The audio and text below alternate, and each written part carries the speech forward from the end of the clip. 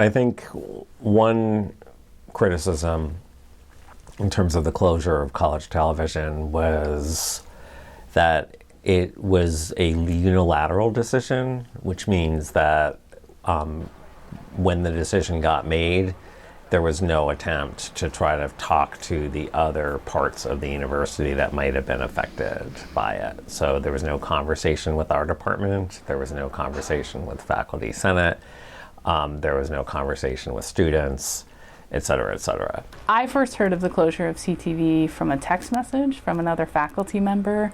That faculty member heard from one of the employees that they had been terminated, and as a result of that text message, I went and emailed a few people and asked what was going on. I received a response from Jerry Lewis that CTV had in fact been closed that day, that the station was turned off. I have been vocal about the closure of CTV on campus with administrators in terms of trying to figure out what the mechanics are of reopening CTV, what kind of support we would have on campus.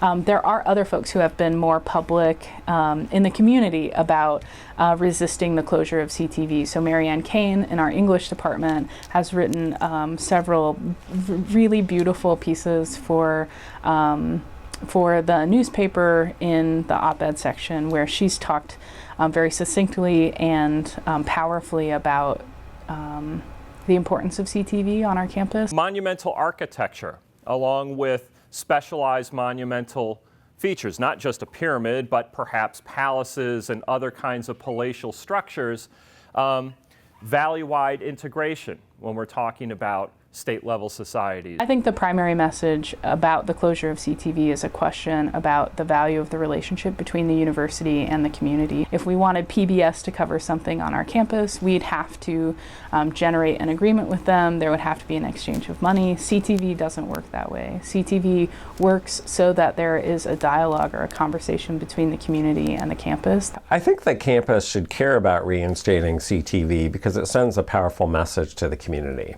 And that message is, we are committed to the principles of public access. If we cannot keep CTV here, it is hard to tell what would happen. For the department in particular, it would mean that we have just the technology we have. We don't have a budget in the department to maintain the technology that is in the basement of the library that's associated with CTV. So all of the cameras, all of the studios, everything that's maintained down there by CTV funds would not be maintained anymore.